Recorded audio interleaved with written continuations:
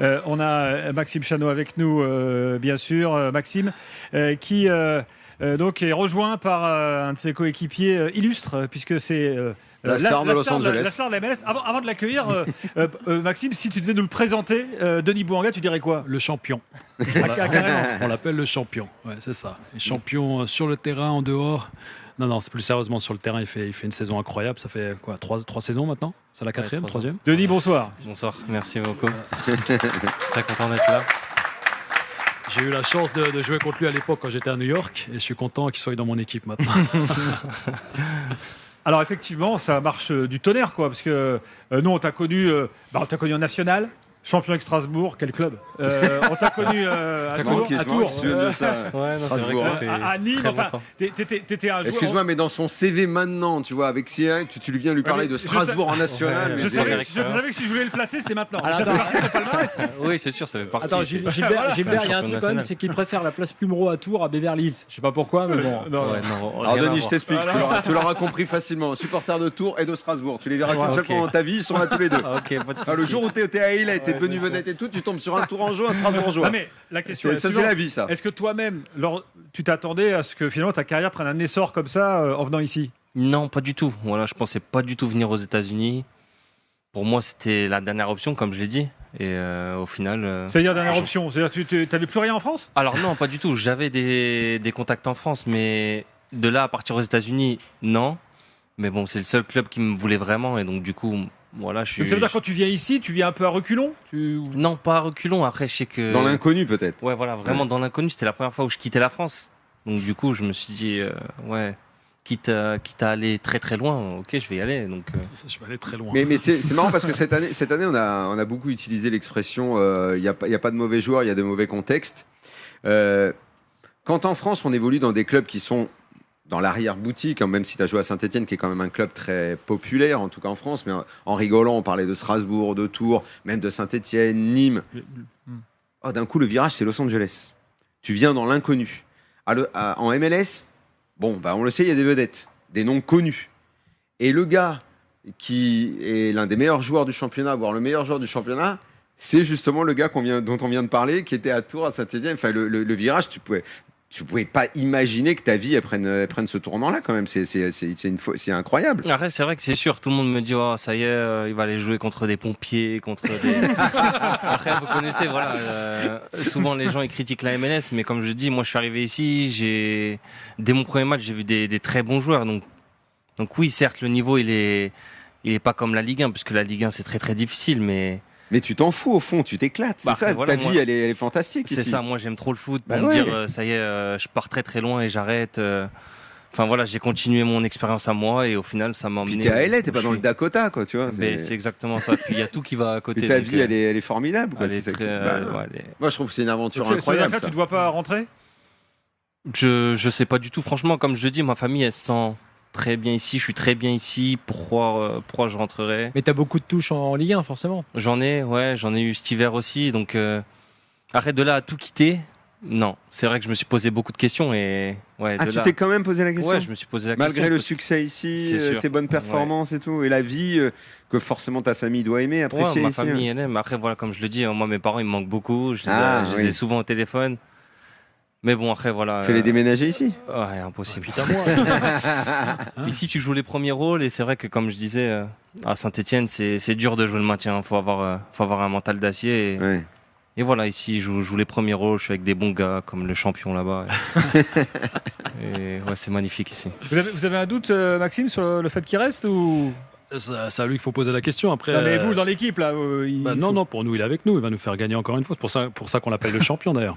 Tu vas nous faire gagner encore une autre MLS Cup. Non, Denis, il est bien. En fait, je rappelle que Denis a été meilleur buteur de la saison régulière l'année dernière. L'année dernière, puis même il y a 2 ans, non ? Enfin, en tout cas, il a eu des stats incroyables. Après, c'est un peu le paradoxe, si tu préfères, de la MLS, mais c'est propre aussi à d'autres championnats. Il y a des joueurs qui, en France, ont marqué 5-6 buts, ils arrivent en Bundesliga et t'en marquent 15 ou 16. Ouais. Et c'est un peu la même chose avec la MLS. Alors attention, je remets pas la MLS au niveau de la Ligue 1 ou de la Première Ligue. Loin de là, il faut garder les pieds sur terre. Mais Denis est dans un championnat qui est vachement ouvert, où est-ce qu'il a beaucoup d'espace. Ça lui donne l'opportunité de pouvoir s'exprimer, marquer des buts. Ici, il est considéré comme le meilleur joueur du championnat. Ça y est, je t'ai compris. Tu es en train de lui faire comprendre que s'il retourne en Europe, ça peut être plus compliqué. Mais pourquoi, ce que je comprends pas, c'est pourquoi il faut forcément parler de retour ou de changement. Si on s'éclate à l'endroit où on est et qu'on est bien et que alors peut-être qu'il faut chercher une explication un peu psychologique. Je vais rentrer je vais jouer le psy de comptoir et tout. Ce qui pourrait te ramener en France, c'est peut-être un sentiment de revanche, de dire regarde comme je suis fort aux États-Unis, en France on m'a pas toujours considéré, peut-être qu'on me critiquait, j'étais dans des petits clubs, donc il y aurait le sentiment d'aller montrer qui t'es vraiment. Il y aurait peut-être quelque chose comme ça. Non, franchement, si je suis amené à retourner en France, je pense que ça serait plus pour le challenge. Voilà, vraiment pour ça. Parce que, donc c'est ce que je dis, le challenge d'aller montrer. Voilà, parce que je pense que j'ai rien à prouver aux autres. J'ai joué à Saint-Etienne, j'ai mis des buts à Saint-Etienne, partout où je suis passé, j'ai mis des buts. Après, c'est vrai que certaines personnes aiment, certaines personnes n'aiment pas, mais bon, après, voilà, moi, je suis un joueur qui aime le foot. Par exemple, pour être très clair, si tu avais une proposition d'un très bon club qui joue la Ligue des Champions, par exemple. Ouais. Ça pourrait te faire réfléchir. Ouais, ça. D'accord. Ouais, je pense. Ça, c'est pas la même. Ah non, mais bon, ça peut se présenter peut-être. Ouais, non, ça c'est sûr. Après, je sais pas. Ouais. Ça peut se présenter.